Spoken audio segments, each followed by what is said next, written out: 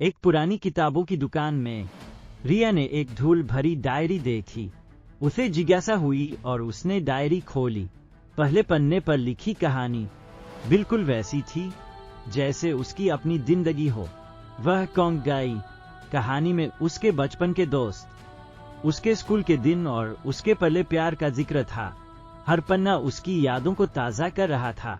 रिया ने डायरी पढ़ना जारी रखा और कहानी में एक घटना आई जब वह अपने दोस्त से अलग हो गई थी।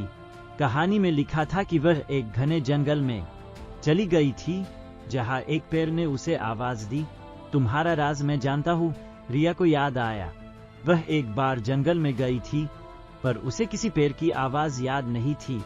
फिर कहानी में लिखा था, रिया ने जब पीछे मुड़कर देखा तो सामने वही खड़ा था जिसे उसने सालों पहले दफना दिया था।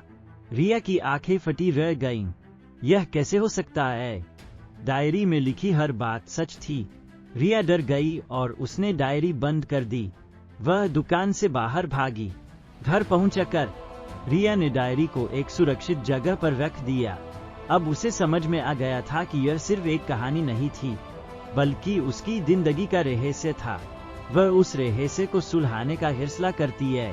उसने डायरी को फिर से खोला और पढ़ने लगी। हर पन्ने के साथ उसे अपनी जिंदगी की सच्चाई का एहसास होता गया। रिया जानती थी कि उसे जंगल में वापस जाना होगा और उस पेड़ से मिलना होगा। वह उस रहस्य को पूरी तरह से समझना चाहती थी, चाहे कुछ भी हो। वह एक बार फिर जंगल में गई, उस पेड़ को ढूंढा और उसे मिल भी गया। पेड़ ने उसे फिर आवाज दी, तुम्हारा राज अब तुम जान गई हो। रिया ने पेड़ से बात की और उसे अपनी जिंदगी का सच पता चला।